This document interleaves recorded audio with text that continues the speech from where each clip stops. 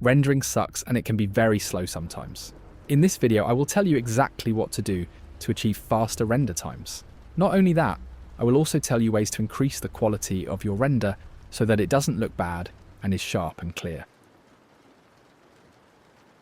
You can start by changing the default settings. I will show you my settings that I mostly use for my renders. Head to the render properties and set your device to GPU compute. I don't have a graphics card, that's why it is like this. Graphics cards have a lot of cores, which divides the task to complete it faster. Open the sampling tab and make sure you are under the render settings. First, you will find the noise threshold value. What it does is stop the render when a certain level of noise is present or reduced in the render. A lower value will give less noise, but it will increase the render time. The perfect value to achieve both quality and performance is 0.1. It works most of the time. If it gives bad results, you can reduce it to 0.075. You will still lose some quality, but I do have a fix for that.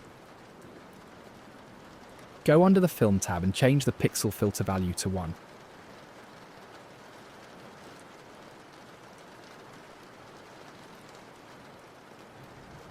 You can also use a filter node in the compositor to add some sharpness. Change this option to sharpen and set the value to 0.2.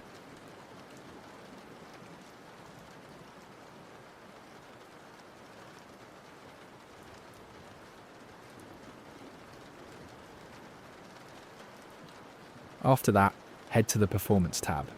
Check Spatial Splits and Persistent Data. What this does is calculate all the textures at the beginning, helping to render faster by using the same calculation for all frames, instead of recalculating repeatedly. Talking about textures, you can limit the resolution for all textures at once with Simplify. Just select the resolution here. This will help you save some loading time if you don't want to use high-resolution textures. You can save even more time if you duplicate similar objects with Alt+D.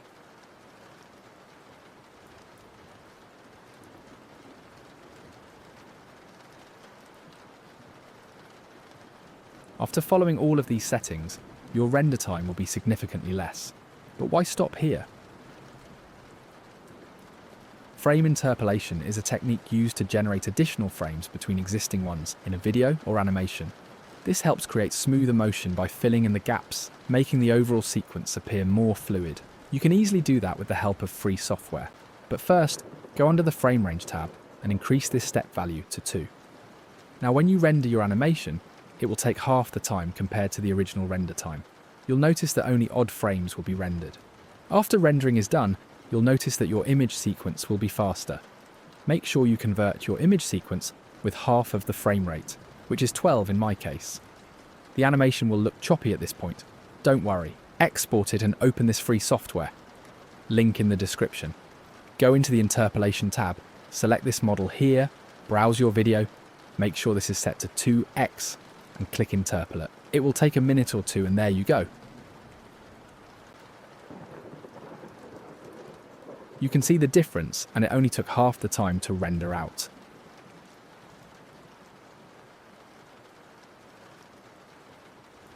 Another way to render faster is to use a low resolution for the initial render, and then use an image upscaler to enhance it to high quality.